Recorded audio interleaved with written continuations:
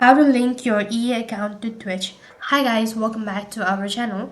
In today's video, I'll be showing you the ways to link your EA account to Twitch. In order to link EA account to Twitch, you'll not be able to do it from an application. So make sure that you're logged in from a web browser. So once you open up a web browser on the web address bar, type in ea.com/Twitch linking.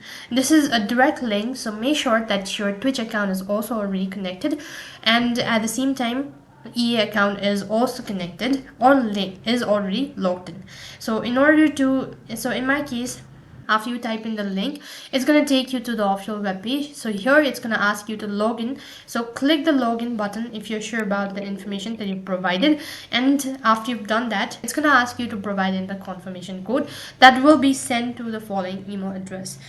Now open up your email and then copy paste in your confirmation code, and once you're done entering the code, it's gonna log you. So as you can see that the account has been successfully linked.